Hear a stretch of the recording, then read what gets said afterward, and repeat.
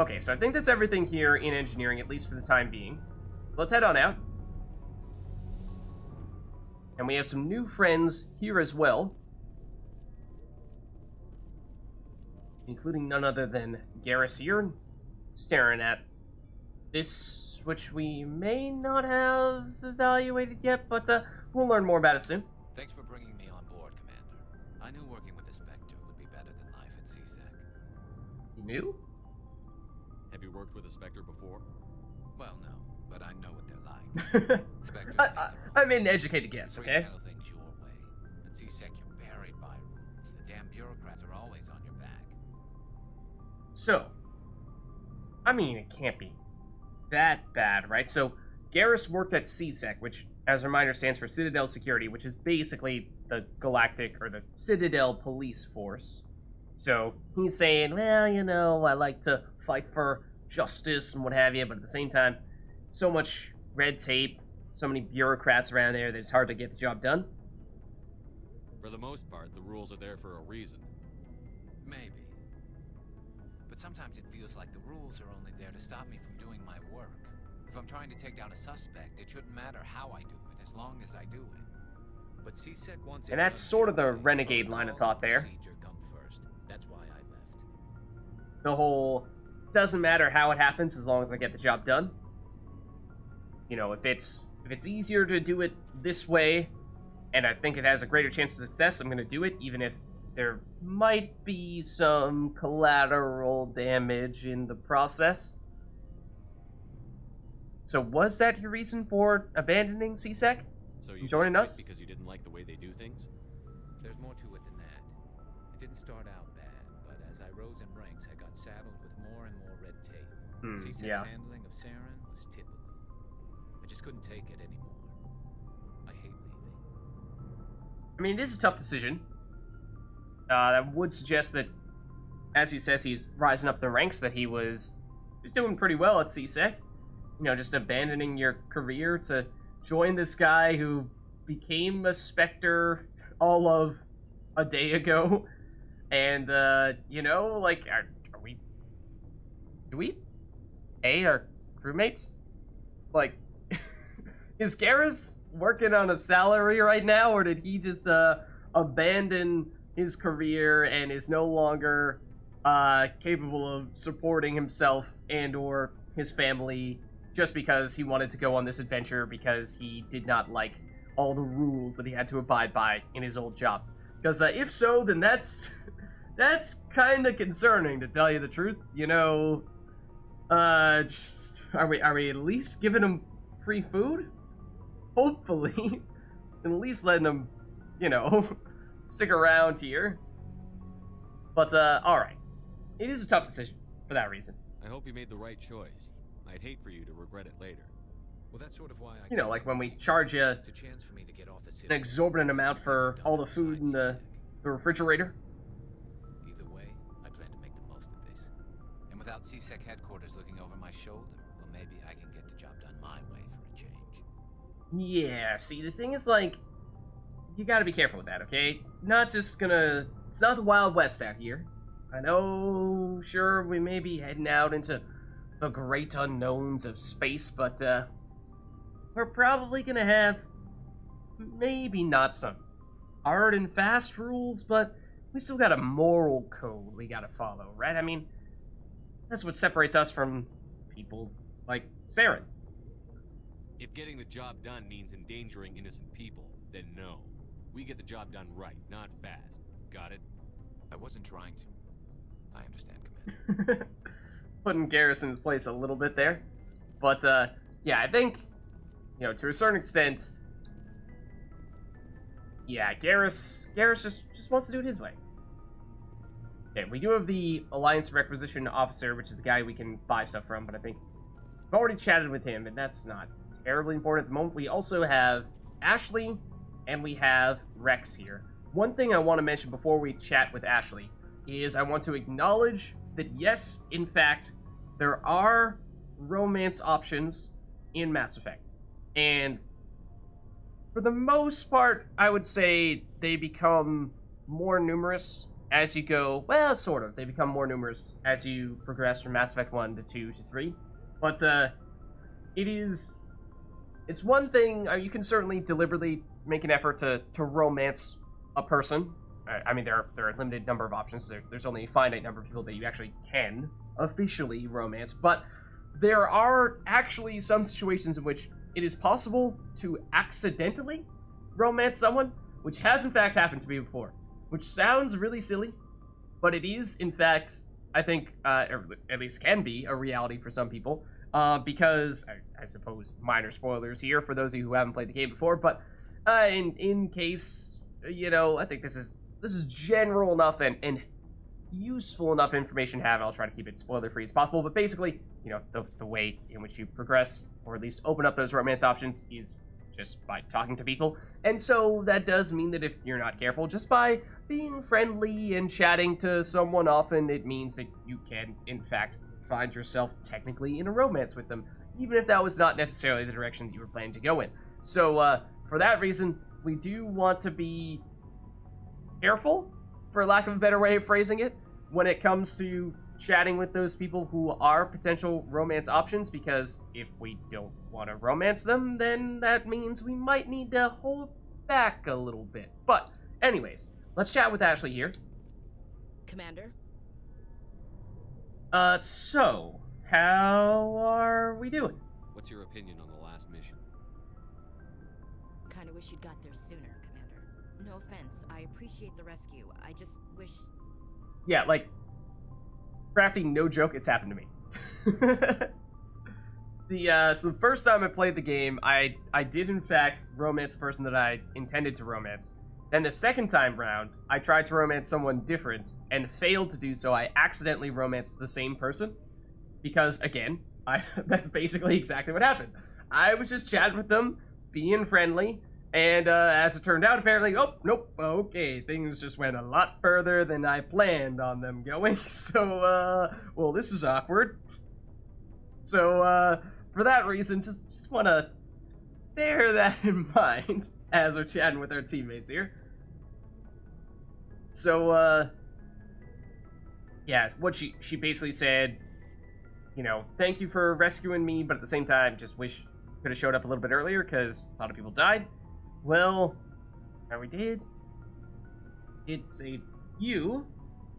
Maybe not your entire unit, but we did what we could. You wish we'd been able to save the rest of your unit? Yes, sir. If I had been more alert, we wouldn't have been cut down by an ambush.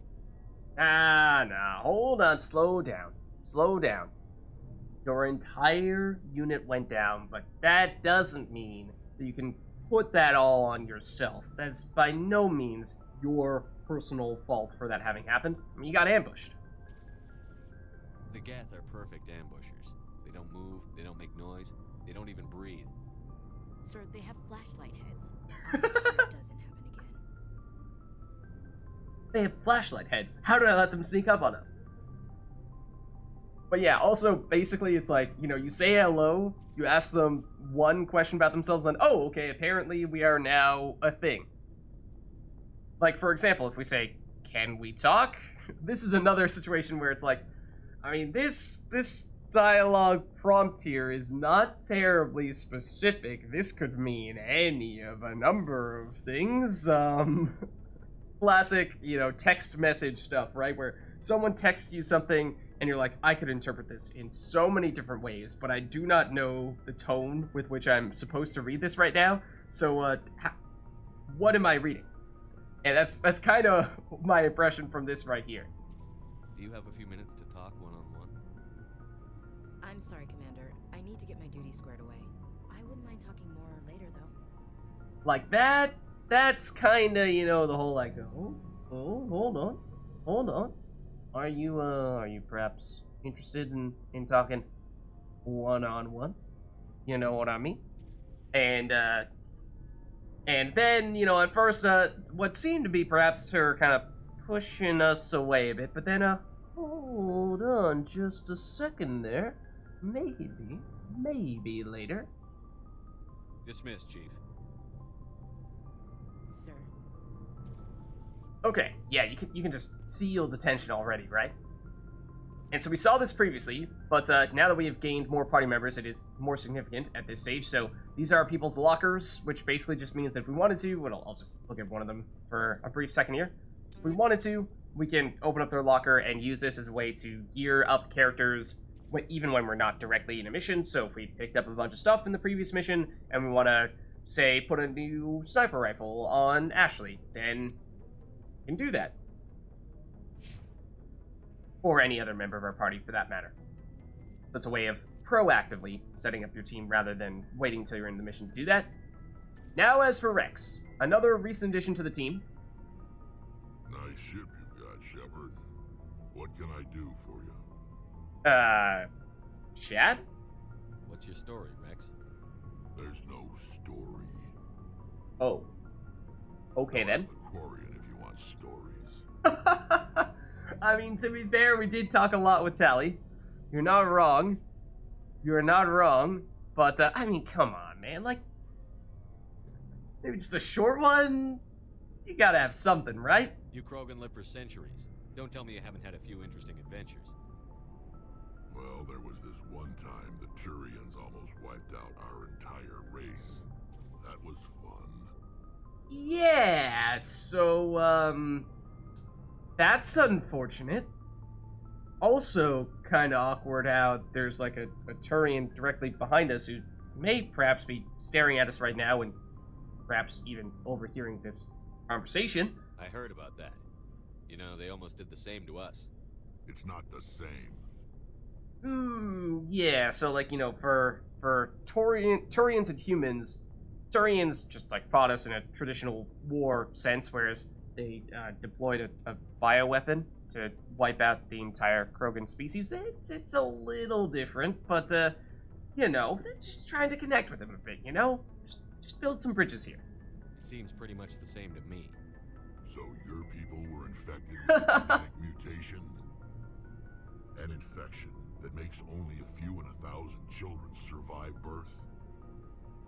And I suppose it's destroying your entire species? Yeah, so that's the problem with Rex and the Krogan, is that bioweapon called the Genophage was deployed by the Turians, and in doing so made it so that 1 in 1,000 or so births was viable and all others were not, so means they cannot support a sustainable population anymore. Their population is in rapid decline, and so for that reason they are basically just a doomed species. So yeah, you know, understandable that they have a bit of a sense of existential dread in the back of their minds. But yeah, you say, who are we gonna romance and why is it Liara? So, we'll talk more about that later on. But, yeah, so there are, again, I guess, not sure how much spoiler territory this is with, you know, who are technically the romance options, who are not, who's gonna be who isn't a romance option now, but will be in the future, so on and so forth. But, I think we'll dive into greater detail on that stuff later on. But yeah, okay, at least for Rex, I get your point. You know, your species has been on the wrong end of a pretty significant dispute. I suppose it isn't all the same. I don't expect you to understand, but don't compare humanity's fate with the Krogan. Yeah, you know, it was not, maybe not the best of comparisons to begin with, and also, like, touchy subject, probably not the phrasing I would use. Like, yeah, you know, his entire species is getting wiped out by a bioweapon designed specifically to end them, erase them from existence. You know, that's pretty fair for him to be kind of upset about that, right? You know, I probably would be too if someone just said, we don't want you to exist anymore, so, bye-bye. I was just making conversation. I wasn't trying to upset you. Yeah, genocide's a touchy subject. What do you know? Who would have guessed it? Who would have thunk? As for the Krogan, I gave up on them long ago. The Genophage infected us, but it's not what's killing us. Okay. In that case, Care to explain what is? Are your people really dying? We're sure not getting any stronger. We're too spread out. None of us are interested in staying in our own system. So? What's the problem with that? Lots of species have left their homes and prospered. But they go to colonize new worlds. We're not settlers. We're warriors. We want to fight. So we leave. Hire ourselves out. And most of us never go back. Yeah, I suppose that's the problem. If your primary goal in life is just to be a warrior, above all else, even family life, then eventually, you go into a fight that you're not going to come out of. And that just further contributes toward the declining population. And add to that the fact that, like you was saying, they're very spread out, and whatever small chance they have of having viable births just makes it all the less likely for them to actually have any, and hence, population just goes down faster. But, yeah, more on that touchy subject. What about the genophage specifically, though? What can you tell me about the genophage? Ask the Solarians if you want details. They made it.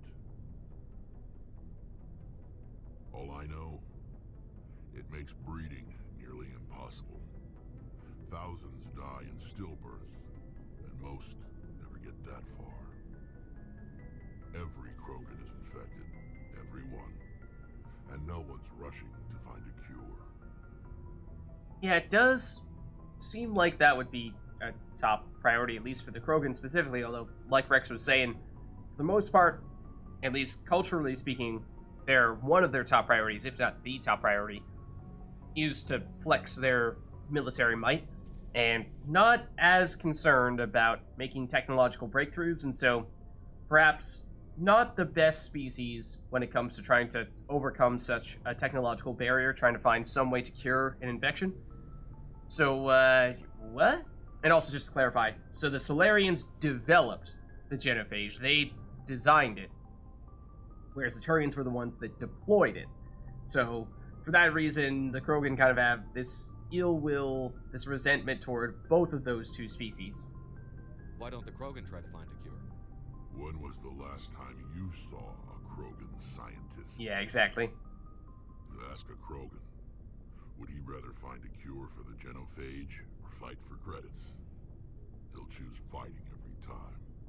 It's just who we are, Shepard. I can't change that. Nobody can. Yeah, so in some ways it's the perfect recipe against the Krogan, because they just aren't the species to come up with the solution to this type of problem. You know, give them a war, give them a battle, they'll fight their way out of it. Give themselves a technological hurdle to overcome, and, you know, it's not their strong suit, per se. And it does look like that's the last thing for us to chat with Rex about. So long, Rex. Shepard. We learn more about Krogan there, and the genophage and what have you. And I believe that maybe the last of our teammates down here, the one exception being the Alliance Requisition Officer. I mean, we can chat with you briefly, see if you have anything new for us. Supplies? Well, like I said, for the most part, this guy's just Let's see what you've got. our You bet. on-ship shopkeeper. And he gets better stuff if we get more of those licenses. And we saw at some of the shops that we were exploring on the Citadel that we could have purchased some of those to unlock more items for this guy to give us. Problem is, they were bad licenses, which means they would have given us bad items. And in that case, we're basically just throwing away money for items that we're never actually going to want to get off of him. So that's why we deliberately did not make those purchases, and don't really have anything of interest to buy there. I mean, we could potentially sell some bad stuff, which might actually be worth doing if we're about to go into a big main quest mission soon, but let's see. I think... Yeah, tell you what. We don't have too much stuff. We'll be fine. We'll be fine. Don't worry about it. Let's head back up.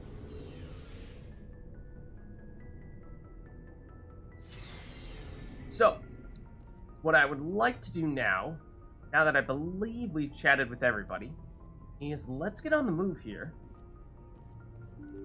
And we'll do something that we had not previously had the chance to do. Because now, as commander of this ship, we can access the galaxy map.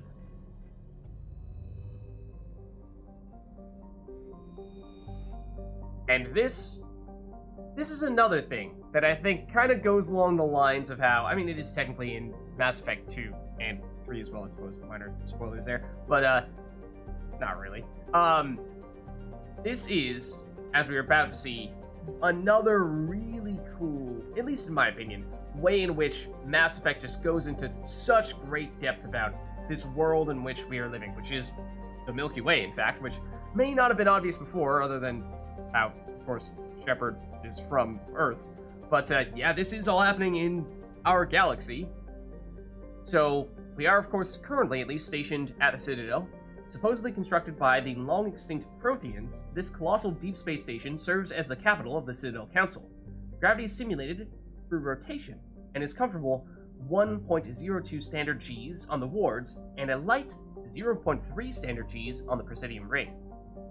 Total length, when open, is 44.7 kilometers.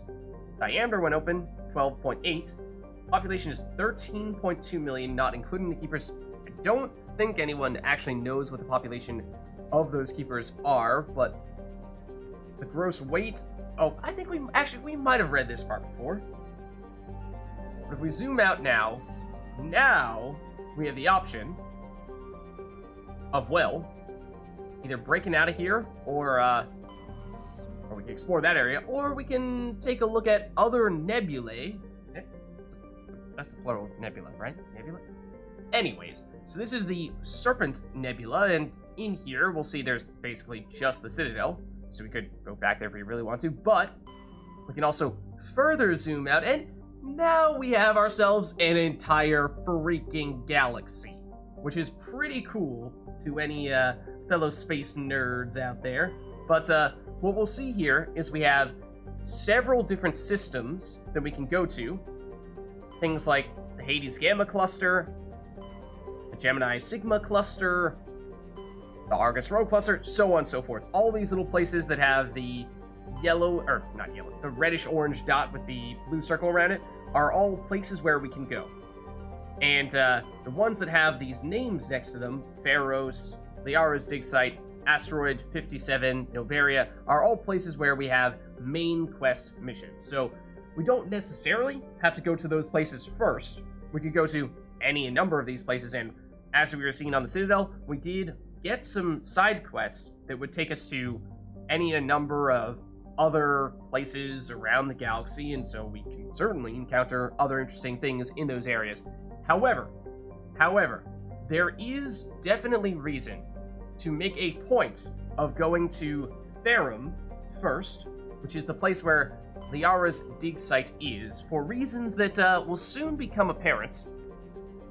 But for that reason, I think we will make a point of going here first. Although, like I said, if you wanted to, you could go to any of a number of these places. There's no wrong answer here. You can do really whatever you want, and this is where Mass Effect really opens up so much more, and even more so than in any of the other Mass Effect games. Mass Effect 1 in particular really starts to take on its role as an open world game. So, without further ado, let's hop over to the Artemis Tau cluster to see if we can find Liara's dig site here. So we zoom in, and now we can see, previously we were in, what was it, the Nebula cluster, and there was only the Citadel in there. However, here, we see there are actually 4 separate areas we can go to, and I actually don't recall as to which one Liara is in. Now we can fly into any of these 4, and we can explore the area and see what it's all about. So we don't necessarily, I mean, we can basically just poke our heads in and see where it is. Alternatively, we could go back to our quest list and see more specifically if it says it is in this, in the Athens cluster. So technically, it's it's Artemis Tau. I'm just trying to get my space terminology correct. So Milky Way Galaxy is what we're looking at here, the Milky Way. Then I think these are clusters, Artemis Tau cluster. Then what does that make these? I forget. Or is it Artemis Tau System and then Macedon Cluster? I think it's System and Cluster, but I forget which order they go in. Also, the map music is fantastic. It's true. Great music for even just like having on in the background as you're doing other things. Good, you know, if you're just generally a video game soundtrack person and you're looking for stuff to have playing as you're doing work or what have you, just like multitasking, I think this is it's a nice, calming, subtle but pleasant song to have going on. It's not, you know, one of those really raucous, attention-grabbing songs that makes it hard to do that multitasking. So I like it, and it has has that sense of nostalgia as well, because this is definitely one of, I think, the most distinctive songs in at least the Mass Effect 1 soundtrack. But number one for me has got to still be the main theme on the main menu. That one holds a special place in my heart. But okay, so we can either fly around here blindly, or we can check our journal. Let's take a second to check our journal. I feel like that is probably worth doing. So, mission summary. Find the Artisoni. This is the one we're going to be going for. The Artisoni, an Asari archaeologist, famed for her knowledge of the Protheans, is being sought by Saren. Her last known location was somewhere in the Artemis Tau cluster. Okay, so we know Artemis Tau. But do we have anything more specific than that? Explore the uncharted worlds of the Artemis Tau cluster to find the Artisoni. Okay, we do not. We do not. So we will definitely go to the Artemis Tau cluster. There is, of course, a specific planet on which we are going to eventually find her. Surprise, surprise. But, you know, we'll poke around a little bit. We'll see what kind of trouble we can get ourselves into, and we, of course, very well... there's a 25% chance that we randomly guess correctly, because I just don't remember which one it is. There's a 75% chance that we end up going into one of those places where, as it turns out, there's no Liara, but there is perhaps something else entirely different and hopefully interesting for us to investigate. So we can go Sparta, Knossos, Athens, or Macedon. And I think there are oftentimes sort of themes to the names of these places, these systems. I don't recall as to whether they are actually scientifically accurate or not in any ways. Like, obviously, these are references to Greek locations, but, like, is there actually a Sparta Cluster in the Milky Way galaxy that we've named and know about, what have you? Obviously, no one's traveling to it in person, but, probably not, but I could be wrong. But maybe let's try starting with Sparta. Let's travel to the system.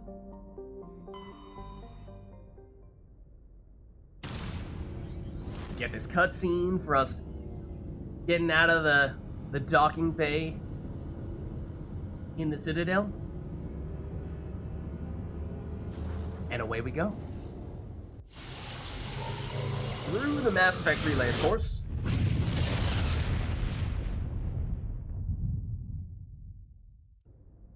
So that is what allows us to travel at faster than light speed, and here we are in the Sparta system.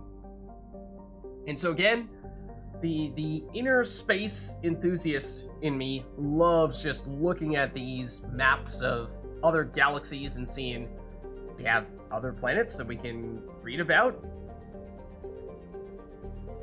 All this stuff. And in fact, I can tell you, hold on, I do remember the name of the planet that we are technically looking for here. So, so like I can tell you this is not the solar system we're looking for. But at the very least, let's take a brief look here and just get a sense as to what this is all about, because what we can do is we can actually click on any and all of these planets, which is really cool, because again, this is one of those things where purely optional, you don't need to read up on these planets, but it's just one of those things where it gives it so much more feel. It feels much more realistic, much more like we are living in this world if we are actually learning about the planets we are going by and understanding how they fit into the grand scheme of things, because I think, again, that is one of the greatest strengths of Mass Effect, is tying all the pieces together. There's everything exists for a reason, and or at least makes sense within the context of the world.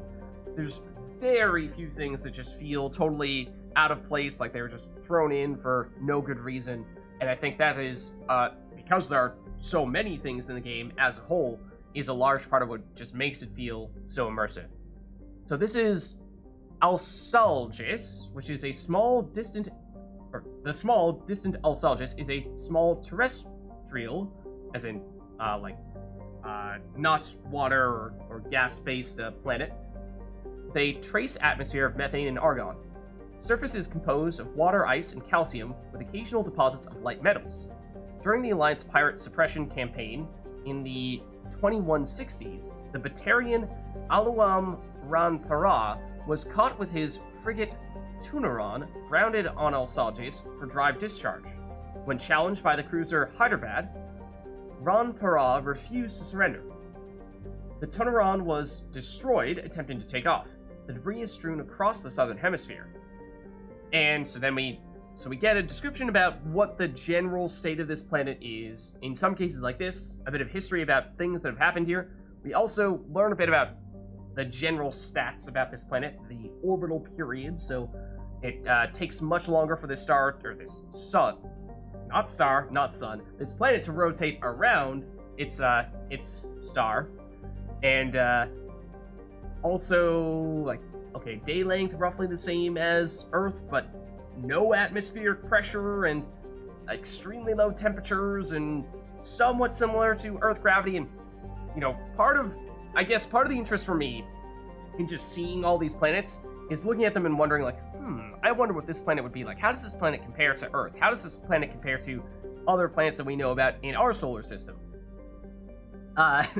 So I like to sort of make those comparisons. This is coming from someone who did their college thesis on colonizing Mars. So I suppose some of it is all tying back to that in some way, shape, or form. That this happened before I wrote said thesis. But you know, there's that same interest, that same passion.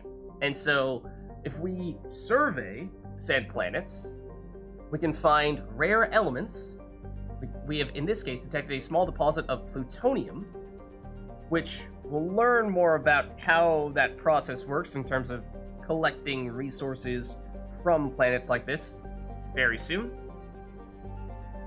But yeah, so part of me feels like, oh, you know, what would it be like for people to try to live on this planet? You know, it's one of those things where I suppose you could see it as kind of like, you know, if we actually could, in real life, travel faster than light and explore all these distant solar systems that we thought would never be possible before, and learn about these new planets, then would there be a place that would become like Earth, you know, potentially a second home to us? Or would most of these planets be so inhospitable that we'd just never be able to do anything with or on them, and so we would just completely ignore them? And so that's, I think, part of what becomes so interesting to me. And you saw me there, I was just sort of circling around the asteroid belts, or at least one of the asteroid belts in this system, because sneaky thing with all the solar systems in Mass Effect 1 and possibly 2 and 3 as well, is that while the planets get names, there are occasionally some little things in these solar systems, oftentimes hidden in those asteroid belts, that may not have names on them, and therefore you actually only find them if you hover over them by just going through the asteroid belts or whatever other location they might be hiding in. So on to Malka? Malka is a large hydrogen-helium gas giant with traces of chlorine and sulfur in the atmosphere. Its massive gravity well tugs many asteroids from the outer belt inwards, past the orbit of Altai and Daedalus, and eventually settle into the inner belt. So we saw there was an outer asteroid belt and also an inner asteroid belt. And that's part of what I was talking about before, is that it's not just a random, oh, let's make this planet blue, let's make this planet red, let's make this planet cold, let's make this one hot, let's make this one huge, let's make this one tiny, let's make this one have a ton of gravity, let's make this one have no gravity, let's make the atmosphere hydrogen, let's make the atmosphere argon. There's a scientific explanation that at least seems to make sense for just about everything, and that just makes it so much more believable. And that, to me, just adds so much more feel to the game. So, Antamalka's orbit is congested with hundreds of captured moons. Most last only a few thousand years before being ejected, dragged down into the atmosphere, or ripped apart by tidal forces and added to the gas giant's immense rings. Attempting to navigate this chaotic environment is hazardous at best. Ships without military-grade kinetic barriers are likely to suffer catastrophic impacts. And in this case, it is, well, we actually don't have quite as much information about it, but if we survey here, we will find, in this case, a gas deposit. We've detected a large concentration of hydrogen. So, that's a couple of the planets here. Then we have the Altai planet, which we heard a little bit about before. Altai is an unusually large terrestrial world with a trace atmosphere of methane and ammonia. Surface is frozen and mainly composed of sandstone and other sedimentary rocks with deposits of iron and chlorides. Judging by the sedimentary composition of the crust, it appears that Altai once possessed an atmosphere thick enough to support some form of liquid. What cataclysm stripped the atmosphere and left the planet to freeze is not currently known. And again, those are just the types of things where it's like, okay, once upon a time, this planet had an atmosphere. Now the atmosphere is gone, and the planet has changed dramatically. What could have possibly made this happen? I don't know, but it just makes your imagination go wild, and that's so much fun.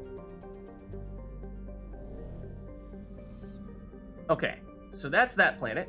And then we have Daedalus. Commander, I'm picking up a signal from the planet's surface. It looks like an automated distress beacon.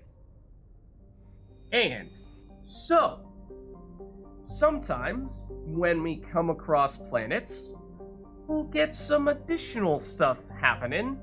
You know, oftentimes it's just those descriptions we saw before, and perhaps some resources for us to gather. Actually, the most recent one did not have any resources for us to gather. It was just a description. But in this case, just heard Joker over the intercom saying, got word of some kind of distress beacon.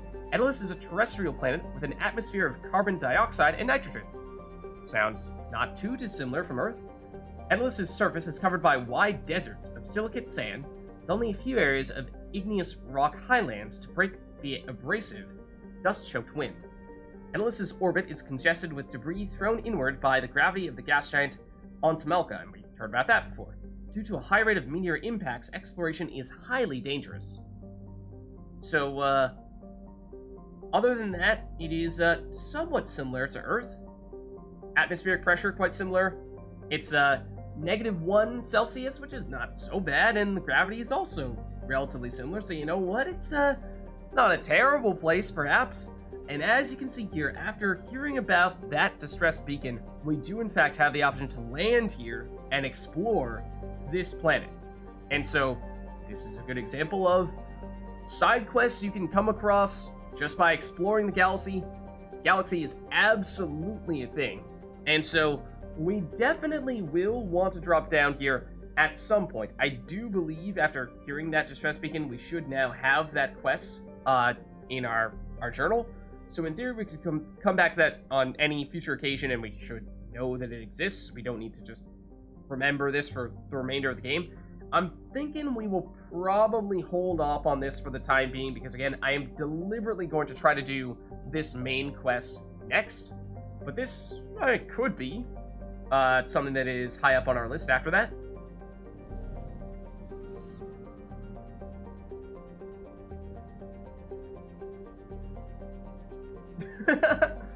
No worries. College theses, I mean, the plural of thesis, I should know this, but, I mean, it's one of those things where, see, okay, now here's an example. Here's an example of, there was nothing labeled here.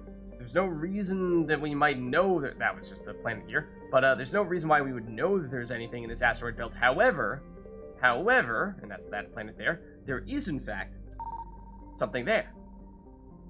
And I only knew that because I was making a point of circling around the asteroid belt. So if we zoom in, we find is a collection of small siliceous asteroids loosely bound together by gravity. And so in this case, it's just a relatively large asteroid cluster, which we can survey. In this case, we get a Prothean data disk, While scanning the asteroid field in the Sparta System, we found signs of habitation. A recon team was sent to investigate one of the larger asteroids. The rock had a small, functioning biodome, but no sign of anyone still living there.